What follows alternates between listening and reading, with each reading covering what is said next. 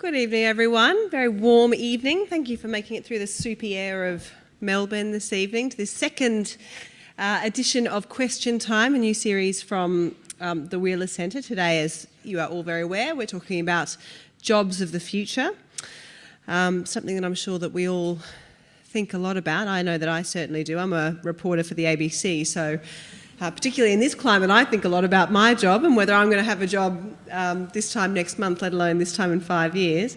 I also spend a lot of time reporting on things like the demise of manufacturing, but we don't necessarily always think about what's coming in the future. We talk about what's finishing, but not necessarily what's coming in the future. And so this is a really critical question, I think, for us as a society to answer. And there are a few really important things which I hope that we get onto tonight. What will the jobs of the future be? Is it going to be possible? Are there going to be enough jobs for our children to fulfil? As a mum of a 3-year-old, I worry a lot about that. And how can Australia keep jobs which increasingly seem to be going overseas? What are we going to do? How are we going to earn our crust? And we've got a really very diverse and very interesting panel here this evening for you. Now, I'll get them to introduce themselves in a minute, but just a reminder that this is a Q&A. This is your question time. It's not me asking them questions. It's meant to be you asking them questions. All right, so Peter, would you like to introduce yourself first? Sure, thank you. My name's Peter Gain. I'm a professor at the University of Melbourne and director of the Centre for Workplace Leadership. So the centre is concerned, obviously, about... Peter, maybe, sorry, just to interrupt, just bring your mic a little closer. So among other things, the centre is concerned with the whole question of what the future of work looks like. We've got a program of research that is investigating the future of work. My name's Matt Wicking. I'm here in my capacity as Greenie in Residence at Arts House, the City of Melbourne, which is a role that certainly didn't exist just a few years ago. I'm also a sustainability consultant and a facilitator for the Centre of Sustainability Leadership, where I help train future leaders and people who are going to be doing the jobs of the future. I'm Jill Palmer. I'm currently Vice-Chancellor at RMIT. RMIT has got 82,000 students. As a university, it's been educating people for work as the old Working Men's College. That was its original title. We now have, as I say, 82,000 students in Australia and overseas, largely interested in jobs. Producing people who will have jobs at the end. Exactly. Education, of course. I'm not saying that they're not intellectually stimulating, fantastic students, but really we're a vocational university. We're there because of the idea that we educate across the range from certificates right the way through to PhDs, people who are probably looking for work, jobs. And you're going to say that work isn't jobs, aren't you? Or jobs isn't work. Go on. Oh, I'm probably going to say that, I suspect. My name's Charles Brass. I'm a practising futurist, which means I work with organisations and individuals who want to better engage with the future. And I joined this discussion about 20 years ago when we created a thing called the Future of Work Foundation, which was all about the future of work and not about the future of jobs. So I'm the one who's going to make that distinction this evening. So already this evening on the panel we have two people whose jobs didn't exist a little while ago. So we've got a futurist and we've got a Greenie in Residence. So Matt, you've probably got the most interesting job title. So tell us what your job didn't exist 10, 15 years ago, and you probably came out of university not that much longer before that. So let's just start off with you and tell us initially about how your job first evolved and what your job, the existence of your job, says about jobs of the future. So yeah, you're right, I do have a really cool job title. I quite like being able to tell people I'm Greenie in Residence. It's one of the many hats that I wear. But each of the hats that I wear didn't exist 10, 15 years ago. And I've been in roles where I'm the consultant trying to bring the future into the room of an organisation. That's what I see as a sustainability role as. It's helping an organisation to look long term. And in economies like the one that we're all a part of, where we have short-term reporting to shareholders and short-term profit goals and short-term strategic plans as well, that's an increasingly important role, I think. I found my way into it after I was looking for something that was attached to my passions with my job. I think that's something that people are increasingly looking for, and something that had broader meaning to it, that wasn't just a paycheck. In fact, if I wanted a paycheck, this is not necessarily the field to go into if I wanted a big paycheck. But yeah, something that had that broader meaning, that's really important to me. I'm sure that you've got a lot to say about many things that Matt's just said then, Charles. Yeah, well, futurists, the phrase futurist has been around actually for about 40 or 50 years, but not in this country. And essentially, it's arisen as people have started asking themselves questions about what has happened as the future has arrived. And they've been surprised or angered or upset or in some way disturbed, perturbated by the future. And they've said, gee, is there something we could do about that? And in this country for the last 10 years, you've been able to go to Swinburne University and get a master's degree in what's called strategic foresight, which is an attempt to try and systematise that approach to attempting to understand the future. So both of your jobs, they deal with ideas. They don't deal with things. And traditionally, for a large part of the last century, jobs were about things, weren't they? And that's not the case anymore. And if we're not, are there enough jobs for all of us to be greenies in residence or to be futurists, or are there enough jobs where people think about stuff rather than actually make stuff? The Australian futurist business consultant Phil Riven has a way of portraying this. He talks about there being three great revolutions. In the agrarian revolution, he says, all these revolutions have changed the way jobs and work arise, because what we've done is human beings have outsourced things they once did for themselves. So in the agrarian revolution, 10,000 years ago, we outsourced the growing of things. Once upon a time, it was a small domestic enterprise. We outsourced the growing. In the Industrial Revolution, we outsourced the making of things. And he says in the current Infotronic Revolution, we're outsourcing the doing of things. And so Phil's idea is that there still is a whole raft of human activity that we do for ourselves, and this is capable of being outsourced, and while that's capable of being outsourced, there's the possibility of the economy continuing to expand and grow. And that's what he sees as a good outcome. Is there an end point to that, though? Well, I've been on stage with Phil a couple of times and I have said, thanks, Phil, but I'd like to wipe my own bum if you don't mind. So I wonder where that stops. And I seriously, there's a second reason, not just the humorous bit about what I actually want to do for myself, but the second reason that I worry about that is that it's not only that human beings are now capable of outsourcing all this stuff, we're capable of outsourcing it to non-human beings. We now have the capacity to get technology to do a whole lot of this stuff that we once did for ourselves. And that's fine in theory, but it does raise the question, what are people going to do, first of all, and then how are people going to gather together the money necessary to participate in the economy? That, I think, is the big challenge. I just had a thought about your initial question, which is about the ideas rather than things, and work being around each of those. My job is primarily or firstly about ideas, yes, but I work with people who are in all sorts of industries. So I'm working with people who run fertiliser companies, to people who are artists creating things out there in the world, to engineers, to you name it. And my people in my sector often joke about our role as basically to put ourselves out of a job. Ideally, this would be something that you don't need a greenie in residence because everyone's doing this stuff. You don't need a sustainability consultant or a futurist because this is part of what we do, or how we do what we do, rather. And whether that's ideas or things, right across the board.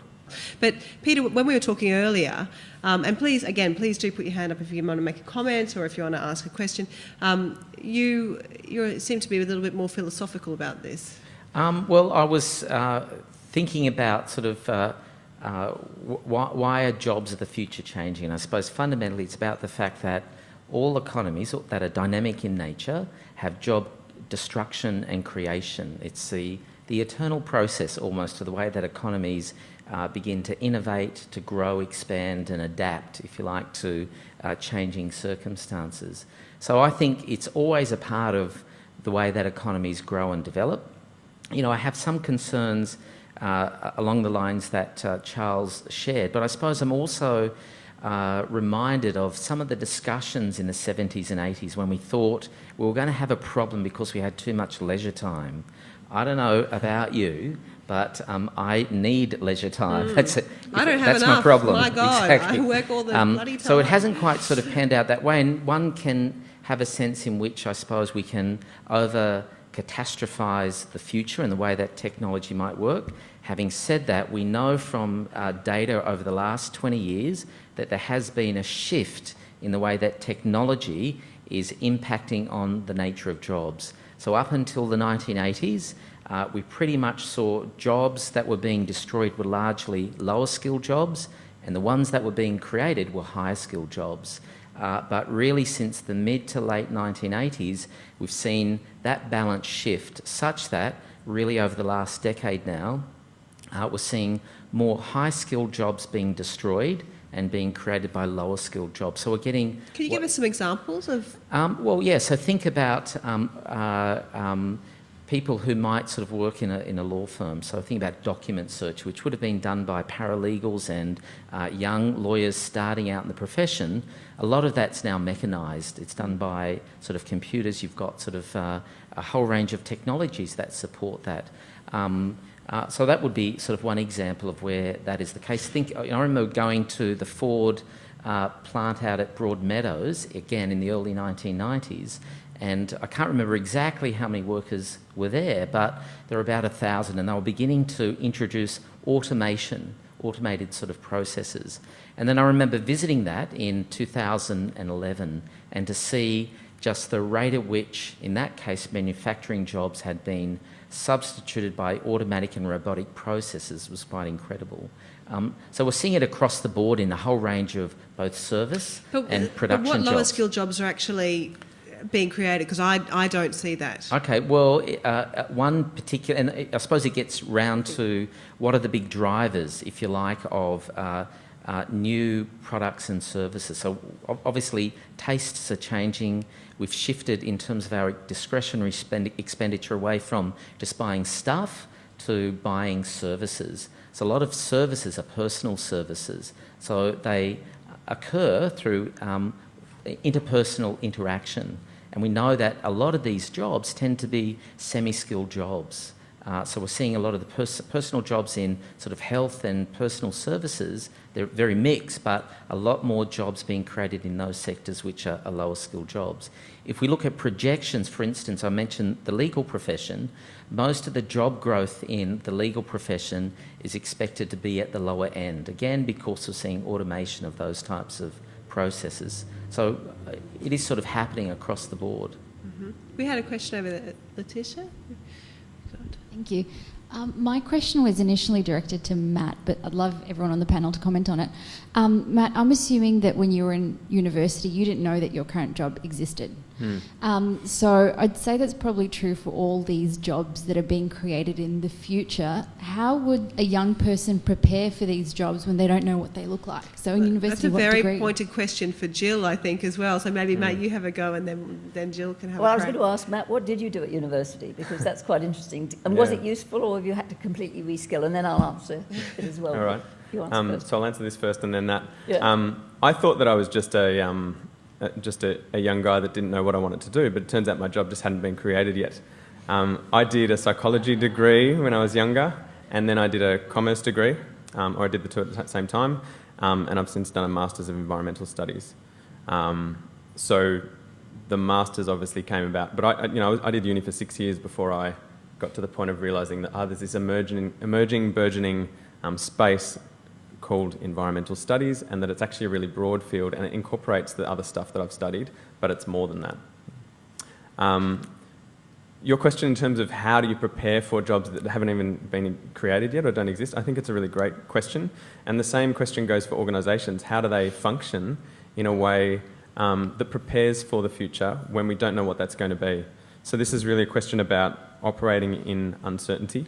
I think we're always operating in uncertainty. It's just whether we acknowledge it or not. And so if you're acknowledging it, I think that's a very good first step to realise. And then I think that there are skills and tools that we could be equipping people with at university that would stand them in good stead for any sort of future. So, I mean, I'm sure Charles will say that any good futures thinking is not about predicting the future, but about thinking about what possible futures exist and how you might prepare for that. Skills like systems thinking, critical thinking, reflective thinking. What does that even mean? Which one? All of them. All right. And how can anyone prepare? I didn't want to go on for that? too long, but I still won't. So yes, systems thinking is about understanding the thing you're doing in any moment and how that relates to the broader context. Most of us function in our day-to-day lives as if the human population is not destroying the biosphere at a rapid and increasing rate. That doesn't make sense. It's not sustainable on any measure, and it's problematic. Systems thinking would mean that you would reflect on that and then bring it into your practice, and it's a continual, ongoing process. Transdisciplinarity, or thinking across or between disciplines, not in silos, is another way of approaching an uncertain future. So working with others, collaborating, not doing it yourself. So that's the theory. Yep. Jill, you can maybe tell us about the practice. It's a good question and a good answer. I mean, education institutions, I think, have always, to some extent, trained people for jobs that didn't exist. The difference now is that it's much bigger as a feature. So the third industrial revolution that we've been talking about is clearly rather different from some of the ones we've had before. And the predictability of what one once was able to do isn't there. So RMIT, for example, has been teaching engineers for years and years and years in auto and in aerospace. We educate apparently half of the engineers in Victoria, and now we look at a future where we've got to think what happens next. Yeah? Huge changes, quite dramatic changes. In terms of education for an unpredictable future, I think universities have always done that to some extent, in that an education that actually does make you think about things, think about the long-term futures, think about how your discipline area or your interest is affected by other changes, is always going to be useful. And what we've got to do is realise the importance of some of the things you're saying, that it's not necessarily so job-focused in a particular job as it used to be, which means we've got to teach people to be more mobile, more flexible, realising that the particular skills they have at the moment might not last that long. They're going to have to constantly retrain. All of this is being discussed at the moment, of course, because job career prospects, especially in Victoria at the moment, are quite an issue. Does that mean, though, that you need to have a foundation in a certain skill, though? Would that be ultimately the... It used to be in greats, didn't it? Philosophy at Oxford and Cambridge. It probably worked quite well, actually. That's right. Something that we might go really back significant. to that. Yeah, exactly. I think you need increasingly, and I think it's the way we're shifting undergraduate education in particular, you need two things. One is some type of, if you like, sort of technical sort of base, but you also need a broader set of skills. And one is about understanding, and it reflects systems thinking, understanding the broader world in which you're expected to operate. So the new Melbourne model degrees are really about giving students that type of breadth as well as a particular technical area of expertise. So you need that. You also need problem solving because, again, as you look at the labour market, one thing that is happening is that people are churning more quickly through different states in the labour market, through different labour market transitions. So they have to negotiate their way through it. They have to retrain. They have to be prepared to sort of shift, if you like, their identity around particular jobs, occupations, professions. And it requires people, again, to have that reflective thinking skills, problem solving, all of those types of things. So they're increasingly embedded into the way that we teach undergraduates in particular. Can I just add that education at university level used to be a very small proportion of the population. It's now much bigger, which is one of the problems with public funding, etc. But in the future world where we're more uncertain what happens, I think the need for education for everybody is very important. And then we've got the problem of the job's going to actually distribute the income around so that everybody has a good society, or we're going to get more and more segregation in society between the rich and the poor. That's an issue. That's an issue. But if you can educate people, one would hope that things might get better.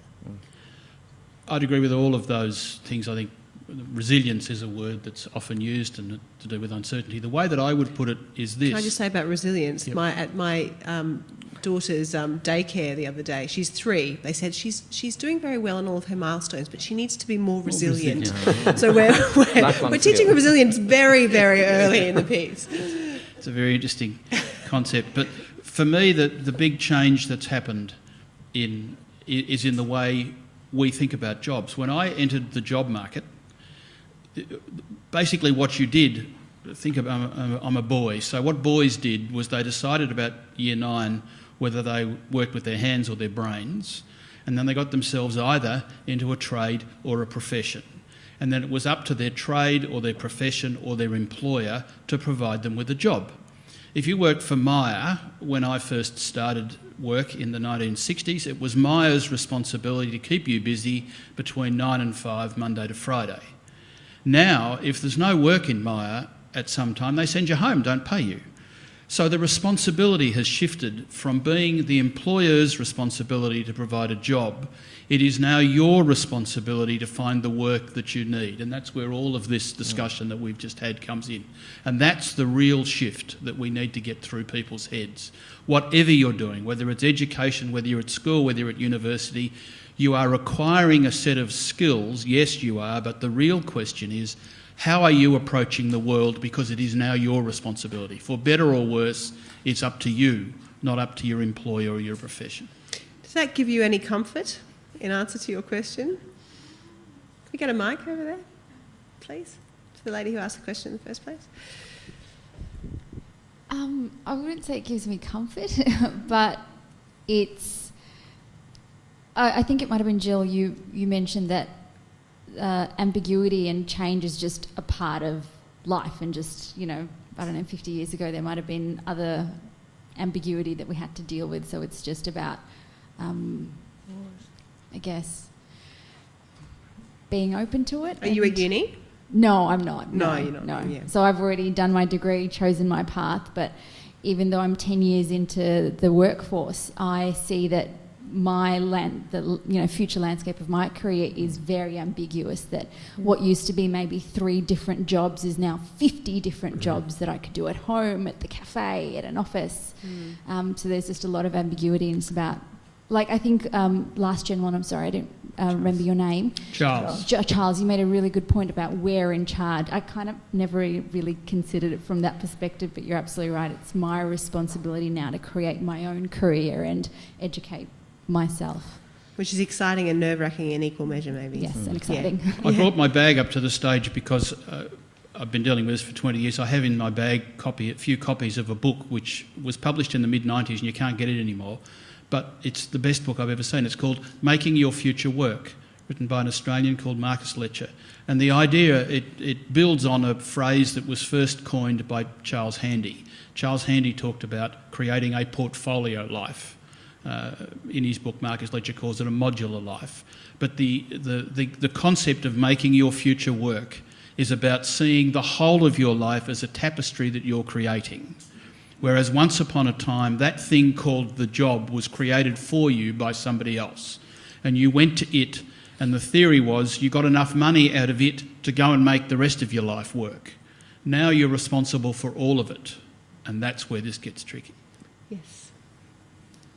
Okay, interesting discussion, and I wonder, my question's been changing as the conversation's progressed, but my name is Anthony Garnham. I work with the Beacon Foundation, and our focus is to address youth unemployment. And we're very busy at the moment, and I'm a bit concerned about some of your comments, Peter, and maybe more aligned with Jill's, because I feel that out there, youth unemployment is a big problem now, and it's getting worse. The direction is very strongly towards worse, and the casualisation of the workforce is part of that. And you mentioned Myer, there used to be great traineeships there. Now it's casual employment, and then if you do well, part-time. It's a long process, and it's very different to what it was 20 years ago, adding on to your points. I would like to ask the panel generally, is the education system currently, how well is it preparing young people for the world of work as it sits today, as you're describing, and where it's heading? And also, secondly, I believe, and it's a hypothesis, I think we've got to have a major structural reform of our wages like what happened in New Zealand, down to actually make it work. And I'm interested in your comments on that as well. Can you just explain what happened in New Zealand? I'm not familiar So with that. they deregulated, I'm a lay person, but they deregulated the wages so that the unskilled jobs were paid a lot less than what they're paid here in Australia.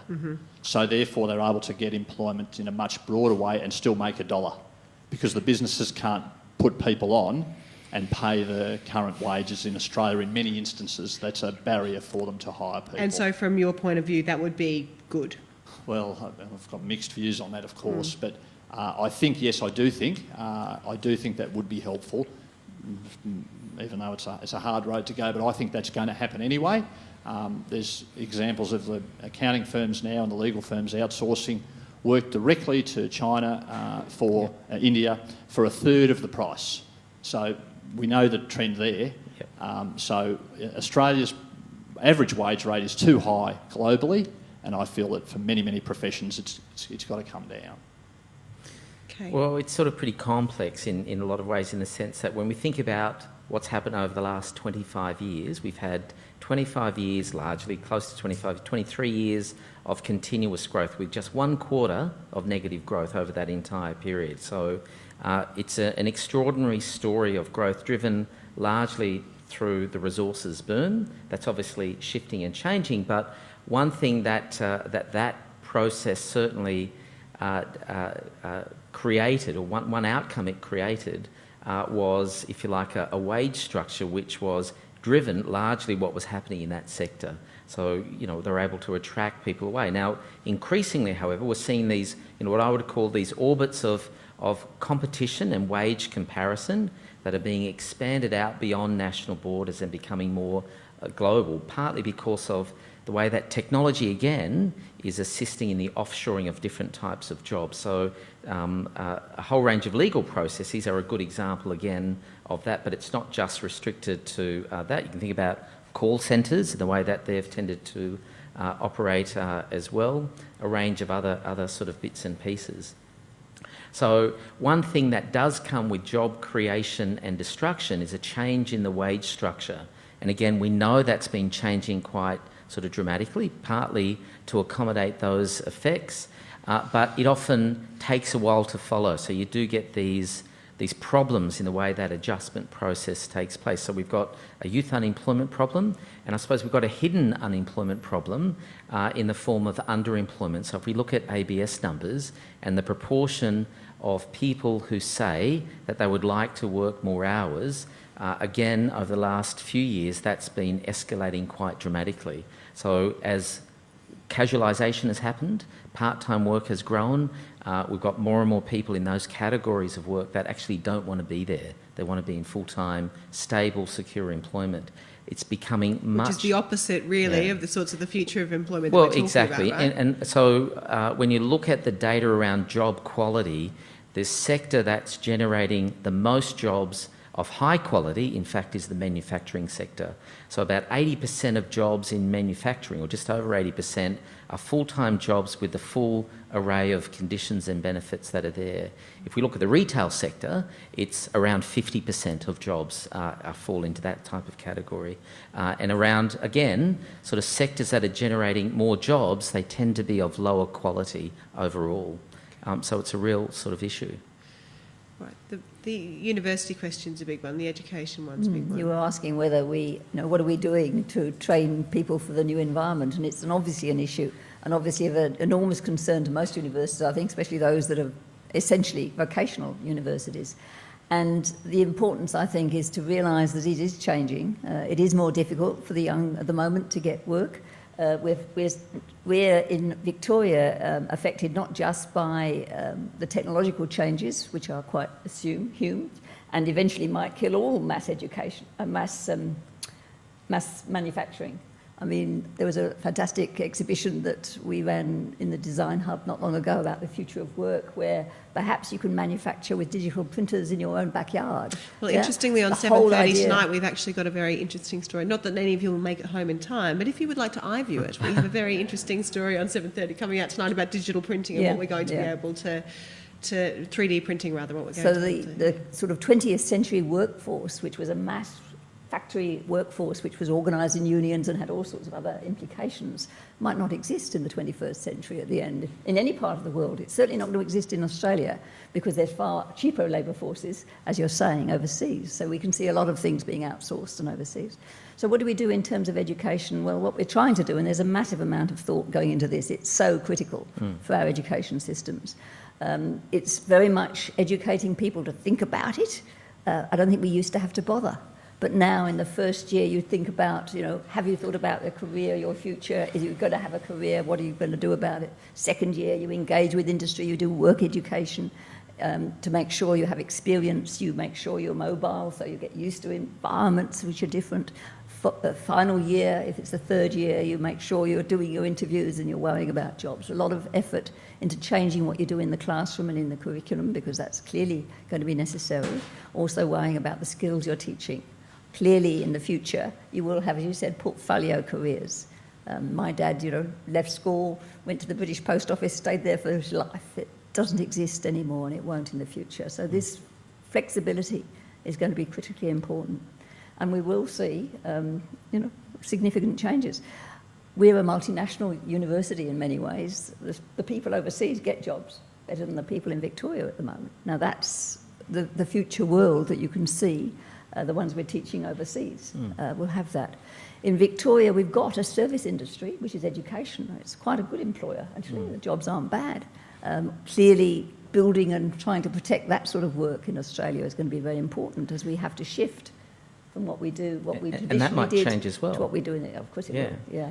So So you've got all sorts of flexibilities that have to be thought about and factored into your education systems. And always you'll be a little bit behind the trends, but at least it's being thought about. You're probably closest to the university experience out of everyone on the panel, Matt. I mean, how well did your university prepare you? Well, clearly, very well. No, I'm kidding. I'm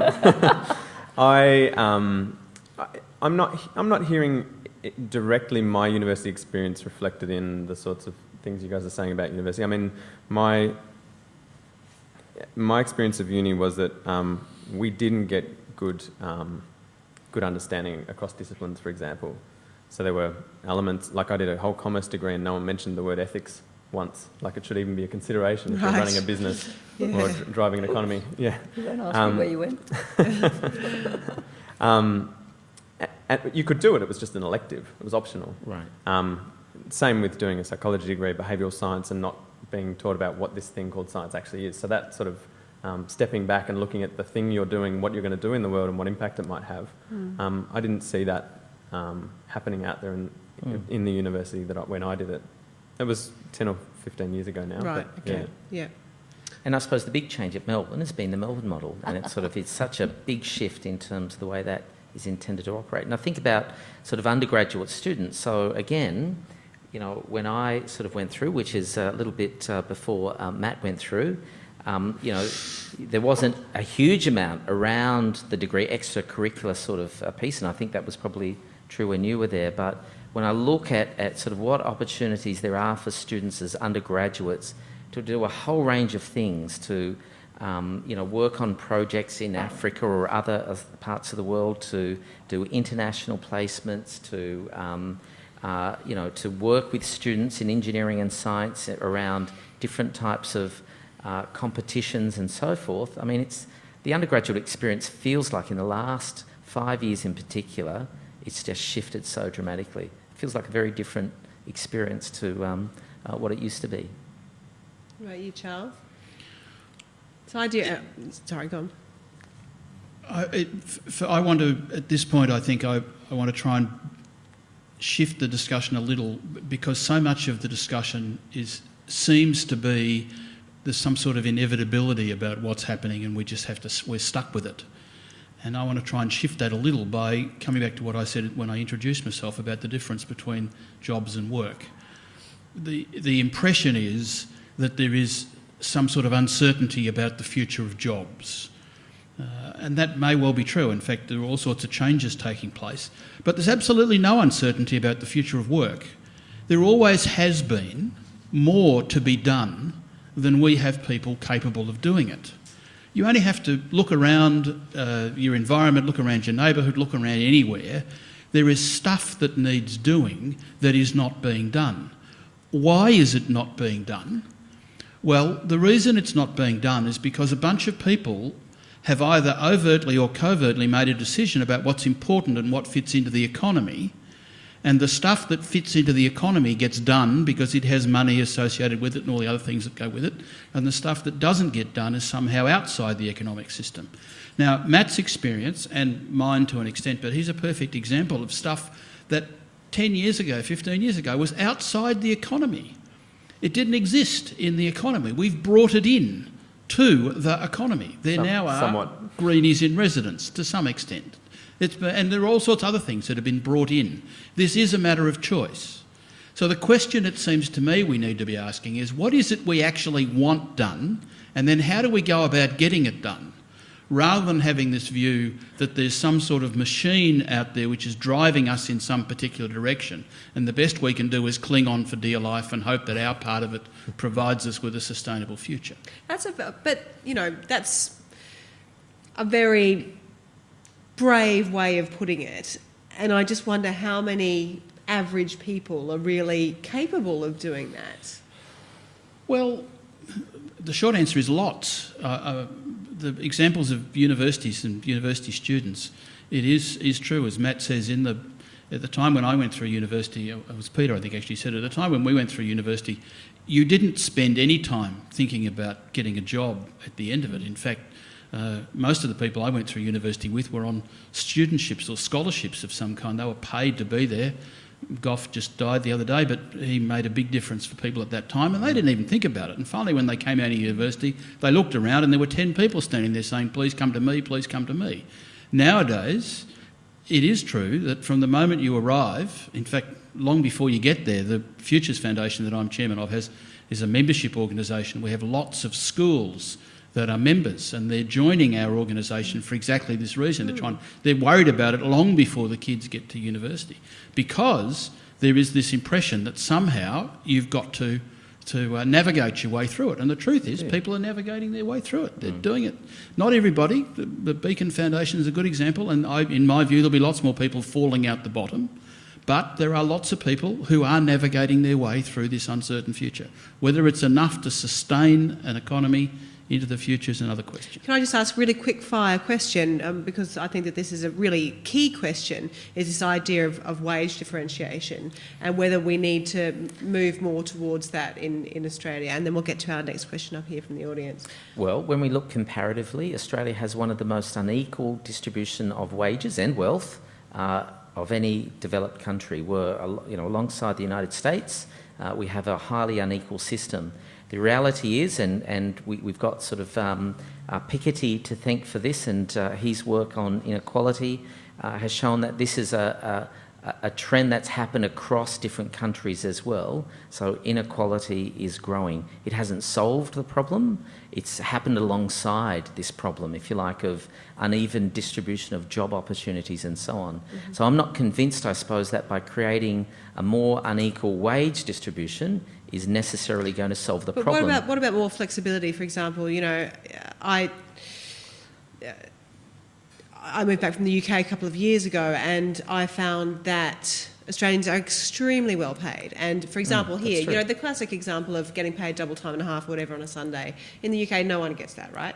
Like the baristas, Monday through Sunday, you're getting the same wage. Do we need to think about more about that? And I don't know if that is the sort of people who, And also I think to that point too, the baristas here, most of them are uni graduates. Yeah. And what about all the kids coming out of school who can't get jobs at all? Yeah. I mean, you're focused on the kids who are at Melbourne Uni. I'm 98% of people aren't there. Yeah. And there's a lot less chances for them. So just really quickly from you guys, if I can. Do we need to be more flexible in our wage model?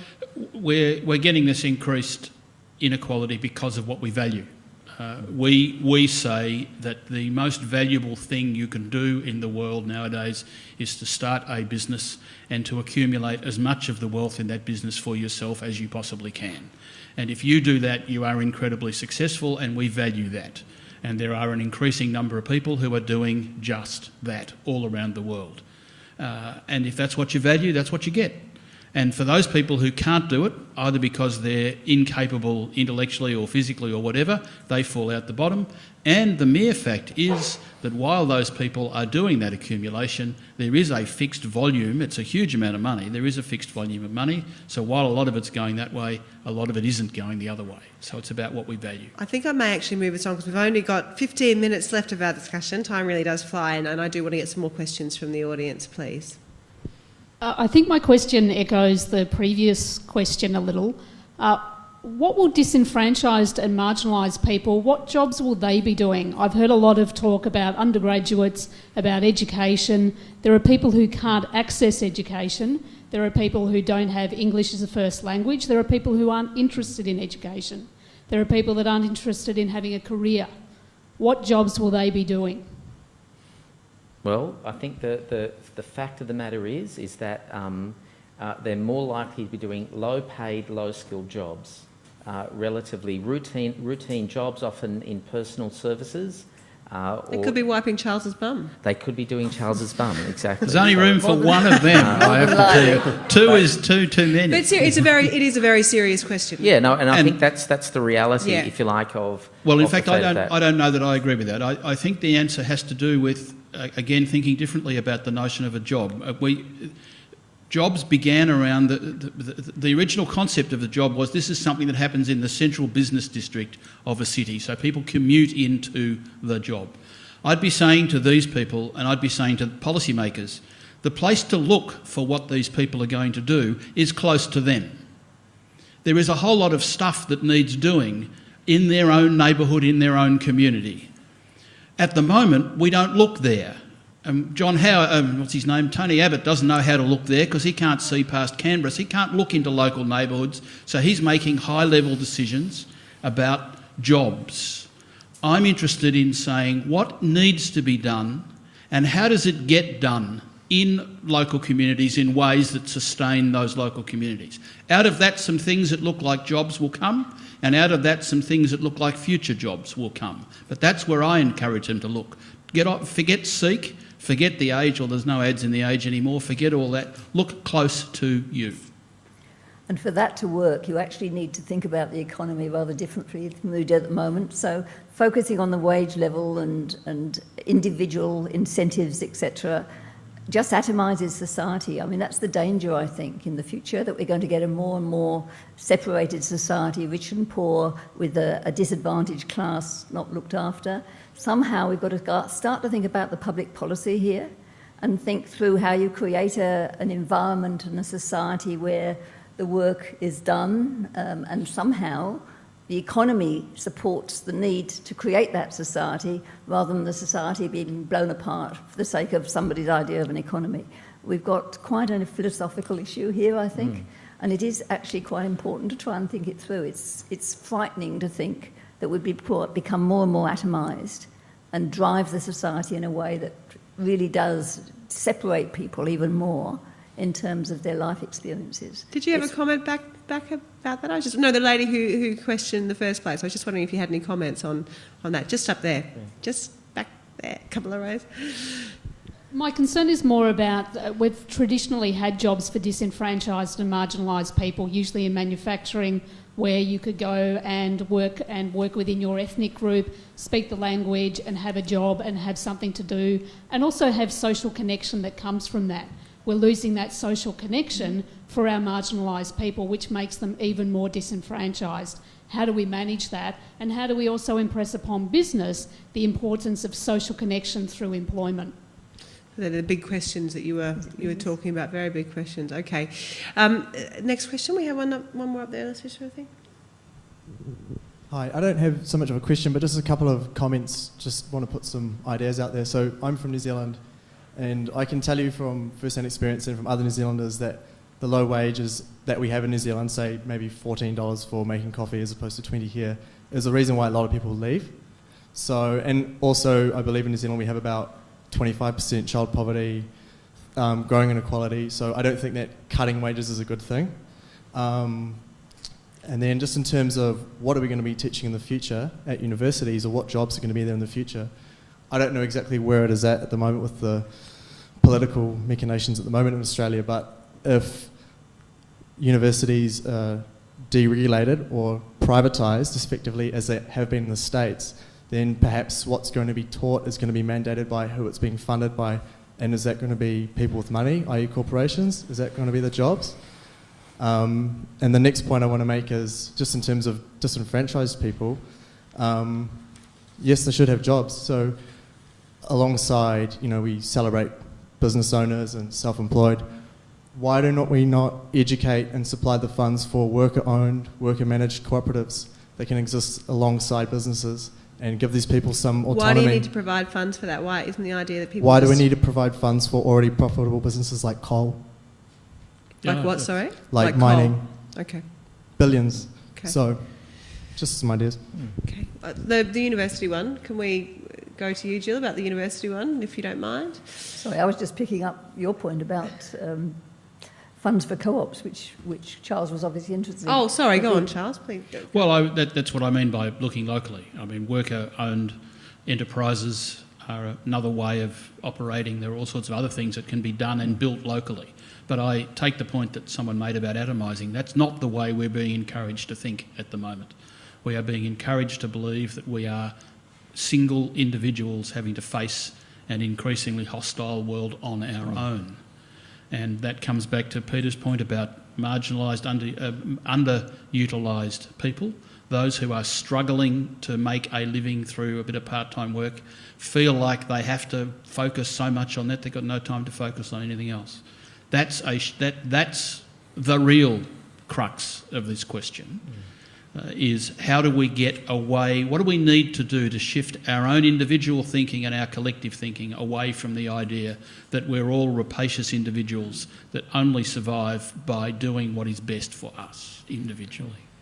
The university deregulation question is obviously a very big one. It certainly is, yes. It's a big issue, and at the moment we have no idea what's going to get through Senate, although we can probably have a few guesses, so quite what comes out of that.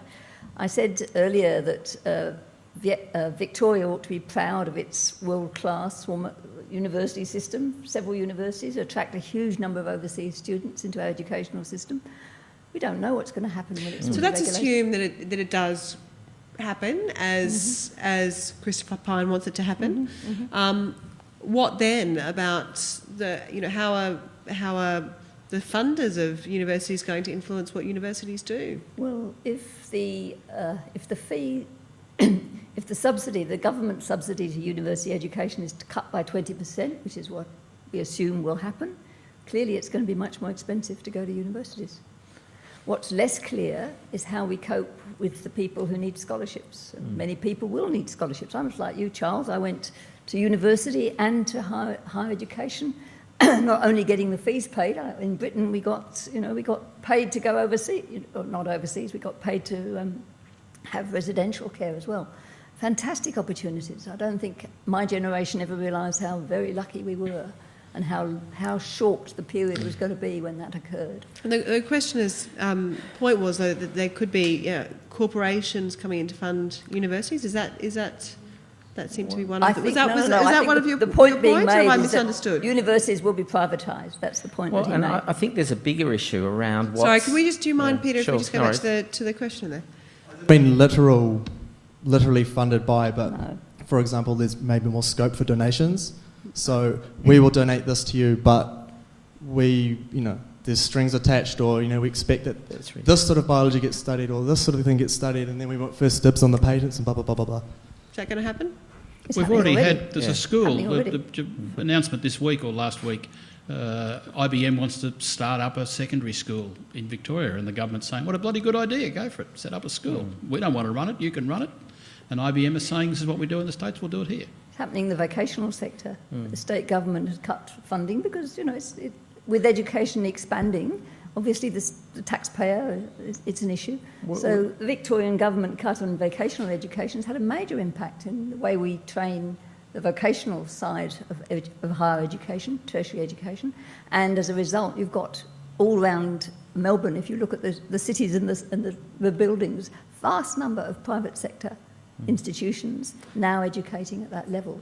Well, you're also getting technology beginning to transform the sector and seeing non-university providers come in. So it's fragmenting. So big providers in what was called the MOOCs era, massive online open courses, the Khan Academy, Udacity, they're not universities. They've got people coming out of universities creating them, but they're not universities. They don't offer traditional degrees. Udacity now offers what they call these micro degrees and micro diplomas. They're smaller, more concise things, and they expect that people will continue to accumulate these over their lifetime. Now, Udacity says that they can get somebody through a subject, a single subject, for about $3. So, and it's all because so much is mediated online. Melbourne University is part of a different consortium called Coursera. We've got 7 subjects, which is less than 1 year of an undergraduate degree offered through Coursera across different faculties. There's almost 500,000 students enrolled in those 7 subjects on Coursera from all around the world. So it's just a very different model. There's no fee that's paid for those at this point. Udacity's just introduced fees for some of their subjects, but they're much lower than, say, what the university. So I think we're at the beginning of a very disruptive process in the way we deliver education across the board. Okay. I'm just going to go one more question here. Just a question for the university representatives. Is industry giving you any steer on where there's skill shortages or where these future, job growth sectors may be? Like, are they saying we need more people who can operate 3D printers, or, or even a skill that hasn't been thought of yet, or anything like that? There always have been some communication on all these sort of fronts, and every university, of course, has their advisory committees trying to find out what skills are needed. So it's no different from the past. I think what they've always said, and what they're saying even more perhaps, is that they want social skills, they want flexibility, they want people who are going to shift and change. So I'm not sure that industry is able to cope with this with any greater insight than we are. But there's always been some discussion, of course, about what skills are needed. Would you agree? So, well, the ABS does projections in terms of industries, where jobs are coming from in terms of industries, occupations. I think the best projections come through the US Bureau of Labour Statistics. And there's, I suppose, broadly predicting some key categories which will emerge as the big growth areas for jobs. The first around technical skills and mathematical skills. Hal Varian, who's the head econometrician at Google and a former professor, sort of says the sexiest job in the 21st century is the statistician. So there's a lot of jobs sort of emerging there. Around personal care, so again, the US Bureau of Labour Statistics predicts that will be a huge growth area, and the sort of work that Matt is in, that category of jobs, is also predicted to be a very important engine of jobs growth. So we've got some idea based on projections, but these come with very large sort of margins for error. So I think we get a bit of an idea, but I wouldn't sort of bet your bottom dollar, if you like, on those projections coming true. So I've got a question. As I said earlier, I've got a 3-year-old daughter. What jobs is she going to be doing in her lifetime? Well, Matt? Probably won't be journalism. No, it certainly won't be journalism. That's right. I have to say I'm probably personally less interested in what the jobs of the future will be as what the jobs in the future will be for. Mm-hmm. I think we need work and economies and university degrees that serve us, rather than serving, I think as Charles referenced before, some you could refer to as a growth machine, or this economy that we've created for ourselves that doesn't necessarily serve our needs. It's actually starting to make us less healthy, less happy, and less long-term sustainable into the future as well.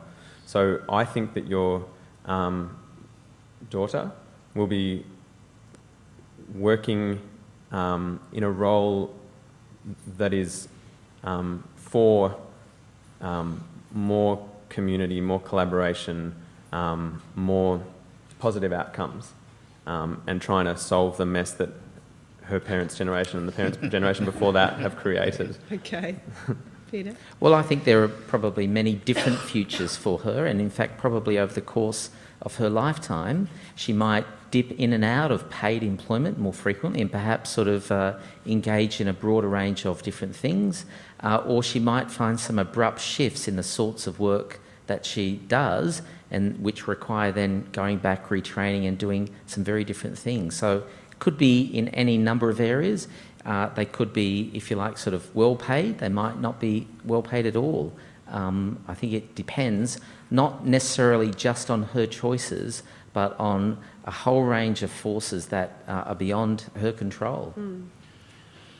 I'd go back to something someone said earlier about the promise of technology in the 1970s and 80s was that we'd all have more leisure time. Those who were around at that time clearly remember that. So a question to ask is, why don't we have more leisure time? We clearly could if we wanted to. Why don't we? And so the advice I'd be giving your 3-year-old is the reason we haven't got more... A major reason we haven't got more leisure time is all the fragility and contingent nature of work that we're currently confronted with. That's a very powerful reason. But a second reason is we don't know what to do with ourselves anymore. We don't know how to fill our time. Why are all these people playing these mindless games on the train on their way in? What did we used to do before they existed? I don't know. So the advice I'd be giving your 3-year-old is forget about a job. I don't want her to ever have a job personally, but to ask herself the question, what makes her life meaningful? Go back to Matt's comment. Matt made the comment at a more global level, but at her personal level, what makes her life interesting? What motivates her? What gets her going? What does she like doing? What are the people around her doing? And then to say, okay, now that I've worked that out, how do I do that in such a way that I'm sustained by it? That's the big shift in the last 50 years. You couldn't do that 50 years ago. You had to go to Maya. It was the only place to go. Nowadays, there are an incredibly wide variety of places to go. We're shrinking them down and we're not doing a particularly good job, and as Matt says, we're destroying the planet and our health and environment and all that sort of stuff. But if we think about it differently, there are still plenty of places to go and plenty of ways to make life meaningful. And to give me a chance to say something that hasn't come up yet, it's got nothing to do with a shortage of money, folks. There's plenty of money around. It's how we're shifting the money around. So she doesn't have to worry about there being a shortage of money. The banks are making a very good job of making sure there's plenty of money around. She's just got to ask, how am I going to get some of it to sustain myself? And I was going to add to that, it does seem to me that there'll be plenty of opportunities to think about what to do. The question is, how do you actually, in an environment where the employer isn't necessarily going to be as reliable as previously in providing the standard long-term jobs, how do we teach people, and this is a university challenge, how do we teach people to think how they will get the money to do what they want? And that means we are pouring ideas into business planning competitions, entrepreneurship courses, anything that gets students thinking, perhaps with a group of mates, how would you set something up and get the money that enables you to do what you want. That's the sort of future thinking and responsibility for yourself that you're going to have to do. And it involves thinking a different way about the economy, but it's a big challenge. But that's clearly what we're going to have to teach. Well, thank you very much. And thank you very much. It's been a fascinating conversation. We could go on for hours, couldn't we, about all of this stuff? But Molly Meldrum's due, so we need to vacate the hall. But thank you very much for coming. And there is going to be one more of these question time sessions next month here at Wheeler Centre. It'd be great if you all came along. And in the meantime, if you could join me in thanking our fantastic panel tonight: Matt Wicking, Jill Palmer, Charles Brass, and Peter Gann. Thank you.